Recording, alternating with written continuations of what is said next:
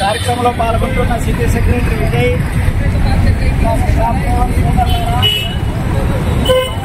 ధర్నా ఎందుకు చేస్తున్నామనే విషయాన్ని వారు చెప్పడం జరిగింది. ప్రధానంగా మనము గతంలో ఉన్నటువంటి వేతనాలు ఇవ్వాలని అనేక రూపాల్లో మనం ఆందోళన చేసినాం, అలాగే సమ్మె చేసినాం, దీక్షలు చేసినాం. ఆ రకంగా అధికారులు ఆ రోజు దిగొచ్చి ఇప్పటి వరకు ఉన్నటువంటి వేతనాలన్నీ క్లియర్ చేస్తాం. భవిష్యత్తులో రోజువారీ కూలీ మాదిరి నెల నెల మీ డబ్బులు మీకు ఇస్తాము అని చెప్పి ఒప్పందం చేసుకున్న తర్వాత ఎట్లయినా ఒకటే మన పని భద్రత మనకు అవసరము, రాష్ట్ర వ్యాప్తంగా ఎట్లా ఉంటే అట్లా జరుగుతుంది అని చెప్పి ఆ రోజుల్లో ఒప్పుకోవడం జరిగింది. కానీ ఏదైతే ఒప్పందం చేసుకున్నామో 400 రూపాయల అక్కడ మరి ఇవ్వాలని అది అధికారులు అమలు చేయడంలో చాలా తీవ్రమైనటువంటి నిర్లక్ష్యాన్ని ప్రదర్శించారు. మధ్యలో మనం అధికారుల్ని కలిసినాం, అయినా అధికారులు మేము చెప్పిన మాట వాస్తవమే కానీ ఇవ్వలేకున్నాము అని చెప్పి అనడం జరిగింది. కమిషనర్ కూడా నేను మాట తప్పినాననుకో అని చెప్పి ఆయన మాట తప్పిన విషయాన్ని ఆయన ఒప్పుకోవడం కూడా జరిగింది. అంటే ఇంతకంటే దుర్మార్గమైనటువంటి విషయం మరొకటి లేదు. అవును, మేమైతే ఆ రోజు ఒప్పుకున్నాం కాబట్టి ఏదో ఒక పద్ధతుల్లో మీకు అరేంజ్ చేస్తాం, ఆ రకంగా మీకు జీతాలు ఇస్తామని చెప్పి కమిషనర్ కూడా చెప్పలేనటువంటి పరిస్థితి. ఆయన ఇప్పుడు ట్రాన్స్ఫర్ అయ్యి వెళ్ళిపోయాడు.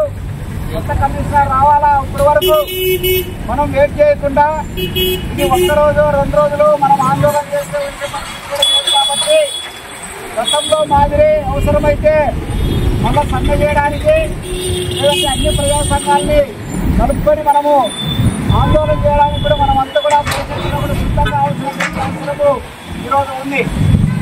ఈరోజు ప్రభుత్వం మారింది. గతంలో మనకు ఏదైతే ఏర్పాటు చేసిందో ఈ క్లాబ్ డ్రైవర్ల వ్యవస్థని, ఆ వ్యవస్థను ఏర్పాటు చేసిన ప్రభుత్వం ఈరోజు లేదు.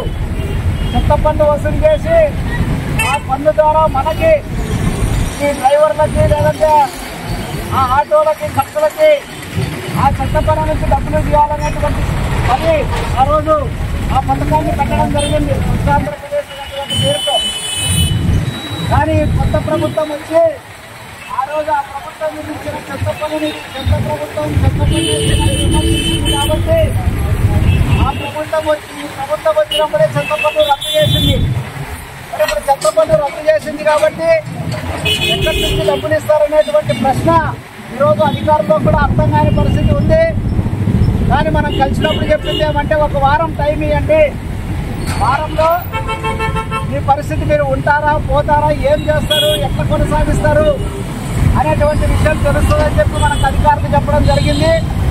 అంతేకాదు మన సిఐటి నాయకులు కేంద్రంలో కూడా మంత్రిని కలిసినప్పుడు కూడా ఆ రకంగానే వారం టైం కావాలి, మనకి ఇక్కడ ఇంకా అధికారులు ఎవరు, ఏమి, పర్సనల్ సెక్రటరీ ఎవరు, సెక్రటరీ ఎవరు, డిఎంఏ ఎవరు, ఇవన్నీ మేము ఇంకా నిర్ణయించుకోలేదు అధికారుల్ని. కాబట్టి అధికారులు వచ్చేంత వరకు ఉండండి అని చెప్పి ఆ రోజు మనకు చెప్పడం జరిగింది. అందుకని 1 వారం వరకు కానీ మనకేమి రాష్ట్రంలో ఏం జరుగుతుందో మనకు అర్థం కాదు. కానీ మనం డిమాండ్ ఏమంటే రాష్ట్రంలో ఆంధ్రప్రదేశ్ ఉంటుందా లేకపోతే తీసేస్తారా, లేదు మన చెత్త పనులు తీసేస్తారు కాబట్టి మళ్ళీ కొనసాగిస్తారా, ఈ పనులు ఉంటాయా లేదా అనేది రాష్ట్ర స్థాయి చర్చ జరగాల్సిన అంశమే. మన అధికారులు ఇక్కడ వాళ్ళు ఏం చేయలేదు. కానీ మన డిమాండ్ ఏమంటే మనకు పెండింగ్లో ఉన్నటువంటి వేతనాలు ఏదో ఒక పద్ధతిలో మాకు అన్ని ఒకేసారి ఇవ్వకపోయినా 2 సంవత్సరాల వారికైనా మాకు ఇస్తే ఎట్లా ఉంటా మాకు లాభం కలుస్తుంది. కాబట్టి ఆ వేతనాలు ఇచ్చేదానికి మీరు గతంలో మంచి ప్రయత్నం చేశారు. మేము సర్వే చేసిన తర్వాత అందరికీ బకాయిలు ఉన్నవన్నీ 10 ఏళ్ళు రుణం కూడా ఇచ్చారు. దానికి చాలా కృషి చేస్తున్నారు అధికారులు నిజంగా. కాబట్టి వాళ్ళు ఆ రకంగానే ఇప్పుడు కూడా మనం కోసం ఆ ప్రయత్నం చేయాలని చెప్పి మనం ఈ సందర్భంగా కోరుతున్నాము. ఈ ప్రధాన మన ధర్నా ఉద్దేశం మన అధికారులు ఇచ్చారు కాబట్టి మనం అధికారులకి పోరాటాలు ఇస్తాము. భవిష్యత్తులో కూడా మనం ఆందోళన గతంలో చేసిన మాటలే మనం ఆందోళన చేయడానికి అవసరమైతే ఎటువంటి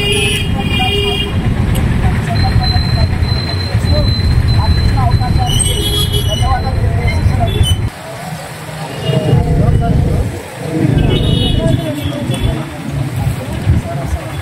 ఓకే సార్.